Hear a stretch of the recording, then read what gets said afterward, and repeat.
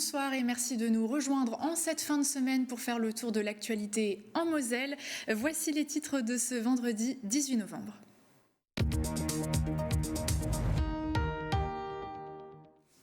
La rentrée scolaire 2023 sera marquée par le retour des mathématiques dans le tronc commun des élèves de première. Malgré la disparition de cet enseignement, certains élèves ont fait le choix cette année de l'option maths. Le recteur les a rencontrés. Les membres du groupe d'opposition Unis pour Metz ont relancé leur réunion publique. Ils dénoncent l'absence de démocratie participative sous la mandature actuelle. Le collectif souhaite également associer les citoyens à leurs réflexions.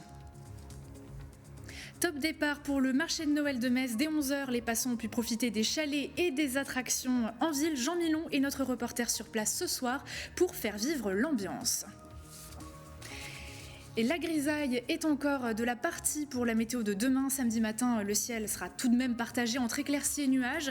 Température 5 à 6 degrés le matin. Ciel très nuageux au fil de la journée. Les températures resteront en dessous des 10 degrés. On en parle peu, voire pas du tout. La sexualité est encore très taboue, notamment chez les seniors. Mais certains tentent de briser les idées reçues, comme en Bretagne où l'IREPS a sorti une mini-série dessinée à destination des plus âgés pour parler de plaisir et de désir notamment.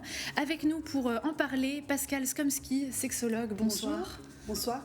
Mais avant que vous donniez quelques conseils et votre analyse là-dessus, on va développer les titres.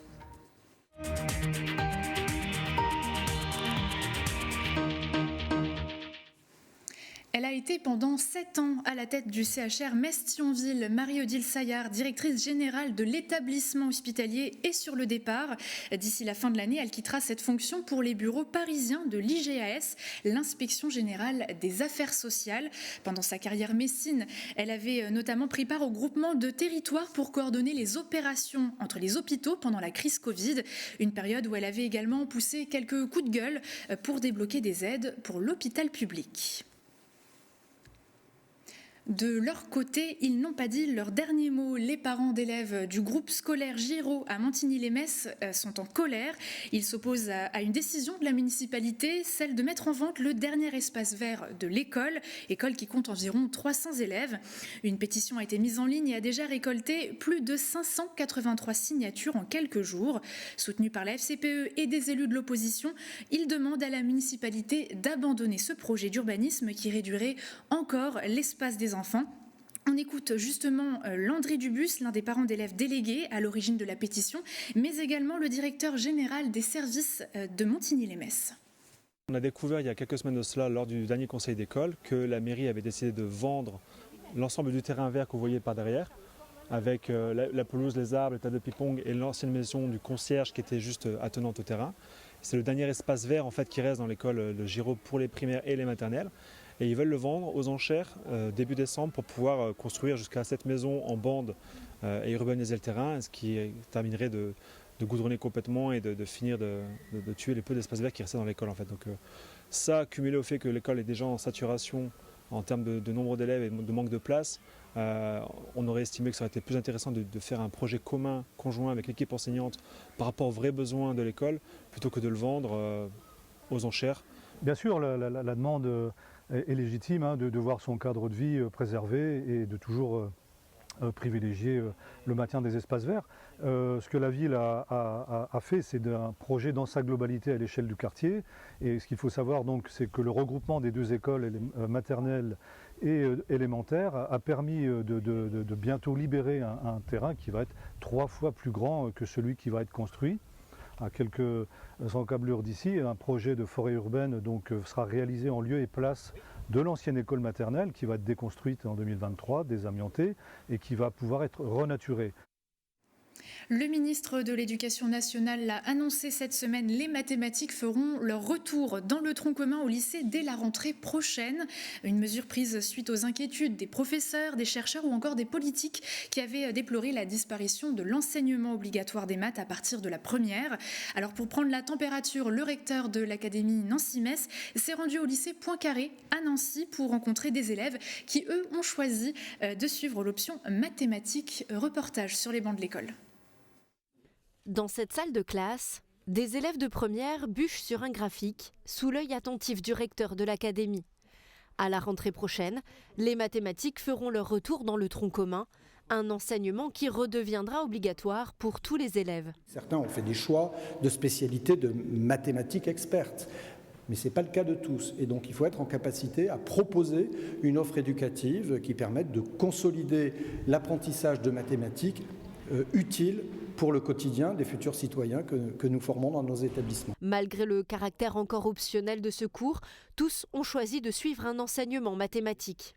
Déjà, on m'a dit qu'une option, ça rapportait des points. Donc forcément, je me suis tourné vers celle-ci parce que continuer les maths, c'est quand même important dans la vie de tous les jours. Pour la physique-chimie, prendre physique-chimie sans maths, c'est un peu chaud quand même. Donc il y avait l'option maths, donc je l'ai pris et ça m'aide beaucoup. J'ai pris NSI et en NSI, on a besoin un peu de maths. Du coup, l'option maths, en fait, ça peut m'aider. Pour leurs professeurs, cette option est un bon compromis. Si on compare à ce qui se passait avant, en première S, ils avaient environ 5 heures de maths, en première ES, environ 3 heures, et sinon, pas de maths. Là, c'était soit 4 heures ou rien. Maintenant qu'il y a cet enseignement, ils ont la possibilité, du coup, pour ceux qui ne voudraient pas suivre la spécialité maths, de suivre uniquement ça, donc 1h30, ce qui propose un intermédiaire entre les deux. Malgré tout, certains élèves déplorent le volume horaire de l'option maths, pas assez conséquent. Le problème, c'est qu'il y a des choses qu'on fait, qu'on était censé voir, et c'est pour la grande partie de la classe, on ne l'a pas fait en fait. Et du coup, on n'a pas le temps d'approfondir, en fait, on fait comme si on avait déjà vu les chapitres, etc., sans vraiment expliquer, et c'est pas la faute du professeur, il est obligé de faire le programme. Autre inquiétude, celle du caractère obligatoire. Car si certains choisissent de faire des maths, d'autres resteront plus réticents à poursuivre cet enseignement. Les professeurs devront donc encore redoubler d'ingéniosité pour que leurs élèves ne décrochent pas en cours de route. Cette fois-ci en Moselle, un autre lycée a eu la chance d'accueillir une designer de renommée internationale, Nathalie Crasset, dont les œuvres sont exposées du Centre Pompidou Paris jusqu'au MoMA de New York. Elle s'est rendue à la briquerie de Thionville hier. Depuis 1 an, l'artiste travaille avec les élèves de 3 établissements nord-mosellans pour les guider dans des projets de construction moderne. Regardez. Est-ce que c'est toujours de la bâche, le toit ou... Échange entre Nathalie Crasset, designer française de renommée internationale, et des lycéens. Depuis 1 an, ces élèves de 3 établissements du nord de la Moselle ont imaginé de A à Z des constructions à intégrer dans leurs établissements. L'idée était de trouver un projet transversal qui unisse les élèves et en même temps qui permette de construire des structures pour les 3 lycées différents. Le tout avec 2 matériaux importants, le bois et le métal, mais également un cahier des charges choisi par la designer. On devait avoir des angles en métal, un peu en forme de sapin, et on devait aussi avoir l'inclinaison des lames, une contrainte esthétique. C'était très intéressant et puis ça m'a appris plein de choses que j'aurais pas forcément fait de moi-même, quoi. Pour cette nouvelle séance d'échange, professeurs et proviseurs des lycées La Briquerie et Rosa Parks de Thionville, ainsi que Gustave Eiffel à Talange, se sont réunis pour découvrir les modèles réduits d'un abri vélo, d'un espace d'accueil, mais aussi d'un système de tri. Le design, c'est important partout. Par exemple, pour collecter les déchets, elle a essayé de nous expliquer qu'on peut rendre tout de façon présentable. C'est pas juste des poubelles, on vient, on jette, mais on peut essayer de trouver des designs pour que ce soit beau, pour que ça attire aussi. Il aura fallu 1 an de travail et plusieurs séances d'échange avec Nathalie Crasset pour passer du stade de la simple idée à la maquette.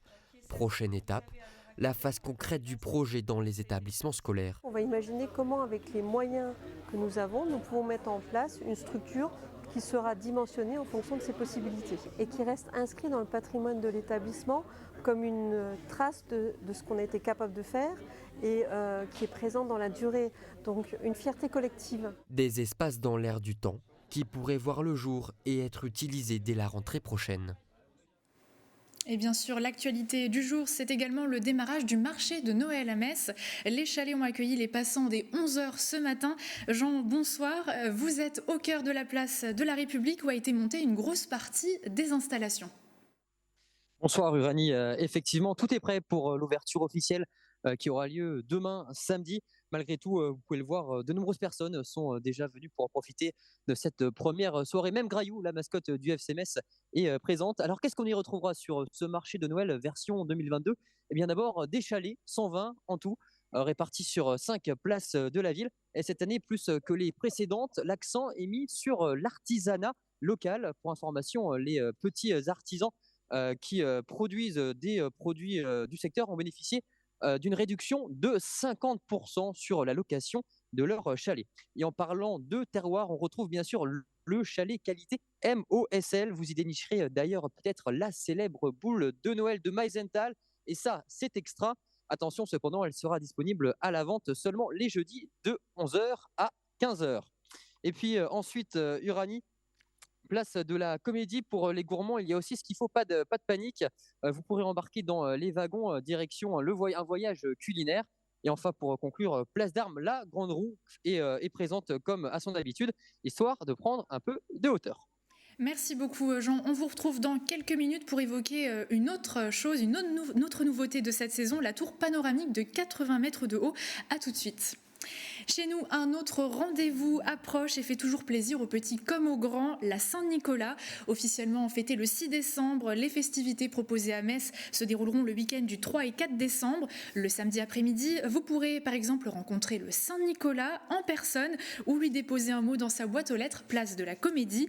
Le dimanche, toujours au même endroit, une nouveauté, des chants que vous pourrez écouter avec passion, suivi du traditionnel défilé sur le thème de la forêt magique et des sucreries géantes avec le père Fouettard et le saint patron des écoliers qui distribuera près de 10 000 bonbons pour l'occasion. Patrick Thiel, adjoint à la culture et au culte à la mairie de Metz, fait le point pour nous. C'est un parcours qui part de la place de la Comédie pour arriver place de la République, mais en faisant un peu des contours dans les rues piétonnes, bien entendu. Alors c'est un petit parcours pour que les enfants puissent le faire de 1,4 km et nous avons déjà 300 participants. Il y aura des jarres, il y aura des groupes musicaux. Nous avons appelé les grands écoliers et les petits écoliers à défiler. Et puis nous aurons le bonheur aussi d'avoir dès 14h sur la place de la Comédie et avant l'apparition de Saint-Nicolas au grand balcon de l'Opéra-Théâtre à 16h, eh bien nous aurons des chants puisque nous avons un certain nombre de chorales qui vont participer à tous ces événements de Saint-Nicolas. Et puis nous aurons 2 spectacles qui seront présentés le dimanche après-midi dans cette belle salle de l'Opéra pour les enfants qui ont le plus de difficultés et qui sont notamment issus des quartiers politiques de la ville. C'est l'action caritative, si j'ose dire, de Saint-Nicolas envers les enfants les plus pauvres de la ville. On quitte un temps la magie des fêtes pour parler politique. Pour construire la métropole de demain, les membres du groupe d'opposition Unis pour Metz relancent leur réunion publique. Le collectif souhaite associer les citoyens à ces réflexions pour répondre aux défis environnementaux et sociétaux. Les explications de Fanny Bragard. En opposition à une pratique du pouvoir qu'ils jugent verticale, les élus d'Unis pour Metz veulent relancer le débat, convaincus que le renouveau démocratique passera par le dialogue citoyen. C'est la solution parce que c'est les usagers directs des transports en commun, c'est les usagers directs des cantines qui du coup font remonter ces propositions-là et c'est forcément les plus adéquates pour répondre aux besoins des Messins. C'est eux qui savent ce qu'ils veulent, ce qu'ils ont besoin et ce qu'ils ont envie et c'est normal qu'on soit à leur côté pour porter ces envies-là et ces besoins. Sonder les Messins pour répondre aux défis de demain, l'idée n'est pas nouvelle. Elle avait même séduit 44% des électeurs lors des dernières municipales. On a essayé de raviver les passions des gens qui nous suivaient depuis 2020, en fait, essayer de rediscuter avec eux et évidemment qu'on se projette déjà dans 2026. On a vraiment besoin de toutes et tous pour construire notre projet pour 2026 et ce n'est qu'avec le rassemblement effectivement qu'on y arrivera.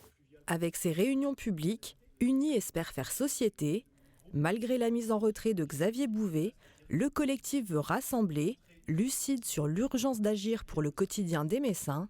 Ce soir, on s'est concentré sur la question du pouvoir d'achat, parce qu'en pleine crise écologique, en pleine crise économique, en pleine crise énergétique, c'est important pour tout le monde. Et la mairie de Metz et la métropole ont des leviers sur le pouvoir d'achat, la question de la tarification des transports, la question de la tarification des cantines, la question de la tarification des crèches. Après une première victoire sur la piétonnisation de la Fournier-Rue, l'opposition devrait proposer lors du prochain conseil municipal une tarification sociale et un nouveau cadencement de l'offre de transport dans la métropole messine. Et comme promis, on fait à nouveau un saut au marché de Noël de Metz. Nous retrouvons Jean pour évoquer l'attraction phare de l'année, la City Skyliner. Tout à fait, Uranie, une attraction pour s'envoyer en l'air à 72 mètres de hauteur précisément. Résultat, quand on est en haut, une vue panoramique à 360 degrés sur la ville de Metz, de quoi en prendre plein les yeux. Alors, cette nouvelle attraction qui remplace le parcours de glace était très attendue, hein. Ça fait maintenant quelques semaines qu'on la voit s'ériger progressivement sur cette place de la République. Son coût, 8 euros, c'est le même montant que pour la Grande Roue. L'attraction dure environ 15 minutes. Et pour les infos pratiques, Uranie, elle est ouverte jusqu'au 30 décembre de 11h à 21h du dimanche au jeudi et jusqu'à 22h le vendredi et le samedi. En tout cas, il ne faut pas avoir le vertige. De quoi passer un bon moment entre amis ou en famille. On vous retrouve à une 3e reprise dans quelques instants. Et si vous avez envie d'autre chose pour ponctuer votre week-end, Emma Facchetti a quelques idées de sortie pour vous.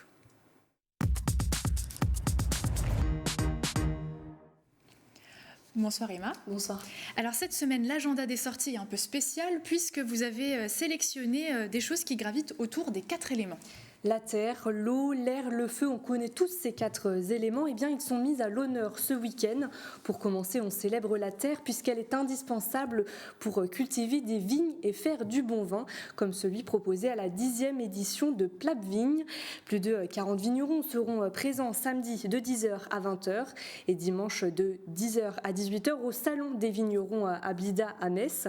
L'occasion de déguster gratuitement un panel de crus de nos régions, comme du Beaujolais cette saison, mais aussi des spiritueux alsaciens ou même du champagne, de quoi réapprovisionner votre cave avant les fêtes. Et pour espérer découvrir ces crus, comptez 10 € l'entrée et c'est valable pour les 2 jours. Et ce week-end, rendez-vous aussi au bord de l'eau. Au bord de l'eau et surtout au bord de l'un des plus grands bassins piscicoles de France, l'étang de l'Indre situé à l'Indre-Basse. Tous les 2 ans, ce site naturel préservé accueille la fête de la grande pêche. C'est un événement traditionnel incontournable. Tout le week-end de 9h à 17h, il y aura des démonstrations de tirées de filets comme vous voyez à l'écran. Une méthode traditionnelle de pêche héritée du Moyen-Âge et encore utilisée aujourd'hui. Et si vous avez un petit creux, sachez qu'il est possible de goûter sur place du poisson local, comme des carpes, des brochets et des cendres. Et pour ceux qui, comme moi, aiment beaucoup les jeux de société, un salon est dédié ce dimanche. Jeux de cartes, de dés, de plateaux, de coopération, d'adresses. Il y en aura pour tous les goûts au salon du jeu de société à Voyer. Débutants, amateurs, experts, peu importe votre niveau, vous pourrez tester samedi de 10h à minuit et dimanche de 10h à 18h plus de 80 jeux. L'occasion de passer un bon moment entre amis, en famille et peut-être même de prendre votre revanche après cette défaite de Uno. Et justement, Uranie, est-ce que vous avez un jeu à conseiller aux joueurs amateurs? Il y en a beaucoup. Après, j'aime le traditionnel petit bac, mais sinon Galérapagos, qui est un jeu collaboratif. Codename également, qui est plutôt sympa à jouer. Et on termine bien sûr cette chronique avec un événement qui va vous enflammer, la fête des lanternes à Phalsbourg. Envie de redécouvrir le patrimoine local sous un nouvel angle, direction Phalsbourg. Une déambulation à la tombée de la nuit est organisée samedi soir. Lanterne à la main, les visiteurs pourront se balader sur la ceinture verte de la ville. Sur le chemin, quelques pépites, de la musique et des contes. Alors pas de panique, si vous êtes perdu dans le noir, des bénévoles seront disposés sur le parcours pour vous guider. Départ des balades tous les quarts d'heure entre 17h et 18h. Depuis le fossé des Arcades situé à l'entrée de la commune. Un week-end qui s'annonce divertissant à souhait. Merci beaucoup Emma. Et je vous rappelle que le marché de Noël de Metz a ouvert ses portes ce vendredi. Jean, vous êtes toujours au cœur de la place de la République de Metz. Comment se porte la fréquentation et l'ambiance ? Mais Rani, on sent vraiment que Noël approche. Les premières personnes sont venues déguster le premier vin chaud de l'année. C'est le cas notamment de Marjolaine et Serena. Bonsoir. Alors, vous attendiez cette ouverture avec impatience ? Tout à fait, oui. Alors, qu'est-ce que vous préférez au marché de Noël ? Ce sont les attractions, la nourriture, l'ambiance ? Alors, déjà, il y a le vin chaud, bien entendu, qu'on attend depuis 1 an. Après, les attractions, on a fait la grande roue. On a eu un peu peur, mais elle n'est pas tombée, donc tout va bien. La nourriture, effectivement, et puis retrouver un petit peu l'univers de Noël qui est plutôt sympa quand même à voir, quoi. Alors, vous êtes messine ou pas du tout ?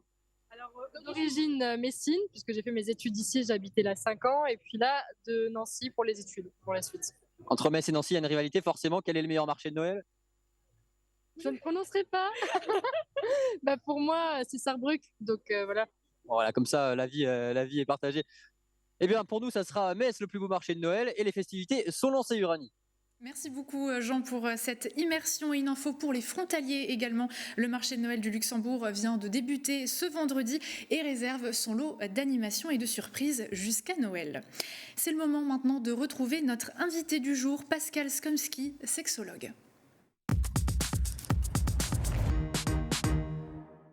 Bonsoir.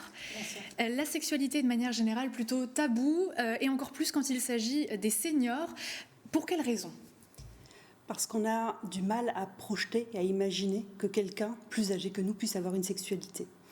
Et du coup, cette sexualité chez les plus âgés, c'est quelque chose qu'on ne conçoit pas. Après, elle existe. Elle existe, et en plus, il y a deux fausses représentations. Déjà, la représentation de la sexualité qui est quelque chose de performant, de sportif, du coup, qui ne s'associe pas avec la vieillesse. Et la notion de la vieillesse qui n'est pas très juste, où on ne sait pas trop classer en fait qu'est-ce qu'une personne âgée. Et donc du coup on est dans une sorte d'image d'épinal comme ça du vieux qui est malade, qui est déficitaire, qui est problématique. Et donc d'associer ces deux idées, de la performance d'un côté et de la dégradation ou du manque de l'autre côté, ça ne matche pas bien. Est-ce qu'à votre cabinet, vous recevez beaucoup de seniors qui s'interrogent, sachant qu'en plus, les nouveaux retraités actuels, ce sont ceux qui ont connu la période de mai 68, sexualité libérée? Alors, ce qui est très drôle dans le cabinet, c'est que du coup, il y a toute une panel, effectivement, qui va du très jeune, j'ai eu dernièrement quelqu'un de 15 ans qui est venu en consulte, jusqu'à des messieurs de 80, 85 ans qui viennent, et notamment aussi des couples. Donc là, j'ai des couples de jeunes retraités qui, du coup, se trouvent déséquilibrés dans leur organisation de vie et qui se posent la question de comment développer une intimité, développer une sexualité et retrouver chacun un rôle juste dans leur couple pour pouvoir s'épanouir correctement. Alors l'instance régionale d'éducation et de promotion de la santé en Bretagne a décidé de proposer une mini-série dessinée à destination des plus âgés. On va pouvoir avoir quelques images. Elle s'appelle « On ne finit jamais de fricoter ». C'est une BD qui est d'ailleurs à retrouver sur les réseaux sociaux. Que pensez-vous de cette initiative-là ? Alors moi, toutes les initiatives qui permettent de promouvoir, de vulgariser et de libérer la parole sur la sexualité et de mettre comme ça une fluidité dans un regard nouveau, c'est bien sûr avec joie de découvrir et de partager ces moments-là. Alors, qu'est-ce que vous pouvez conseiller en quelques mots aux personnes qui pourraient s'interroger parmi nos téléspectateurs ? Quels seraient les grands conseils à donner autour de la sexualité des seniors ? Alors les clés d'abord autour de la sexualité, c'est de dire qu'il n'existe pas qu'une seule sexualité et que la sexualité qui est représentée dans la société, la sexualité pornographique, vraiment centrée sur l'acte pénétratif, en fait, ça résume pas la sexualité et que la sexualité, c'est bien plus large, c'est toute la vie intime, toute la tendresse, tous les rapports et les rapprochements à la fois des corps mais des regards, donc ça c'est une première chose. Et d'une autre, il n'y a pas une norme, en fait, il faudrait apprendre à sortir de cette norme et de cette codification. Et donc finalement, du coup, tout le monde a accès à ce type d'intimité. Et pour les personnes qui ont un certain âge, de dire qu'ils ont le droit aussi d'avoir du désir, d'avoir du plaisir, et que c'est pas une problématique en fait en soi, c'est juste comment je le vis et comment je m'autorise à aller à la découverte de quelque chose que peut-être pendant un temps dans ma vie je me suis pas autorisée ou j'ai fait comme j'ai cru qu'il fallait faire. Ça passe aussi par la communication ou alors peut-être voir un sexologue si jamais on n'arrive pas à trouver les clés seul. Merci beaucoup pour votre intervention qui, on l'espère, aura pu briser quelques tabous. À bientôt. Merci. L'image du jour est plutôt honorifique. La commune de Vic-sur-Seille a reçu le prix Mon Beau Village, l'une des catégories représentées lors de la 7e édition des Lauriers des collectivités de Moselle. C'est un événement qui récompense les initiatives prises par les communes en termes d'aménagement, de développement durable ou encore de solidarité. Vic-sur-Seille concourait aux côtés de Bérenthal, Bambiederstroff, Gorze, Cirque-les-Bains et Vaud. La commune, de son côté, arbore un vieux centre fondé à l'époque gallo-romaine, des ruelles datant du Moyen-Âge et d'autres espaces plus modernes que je vous invite bien sûr à découvrir par vous-même. Mais pour le moment, restez bien au chaud devant Moselle TV. Pour la suite de votre programme, retrouvez Dragon Mag, suivi du Club de la Presse à 19h. Très bon week-end.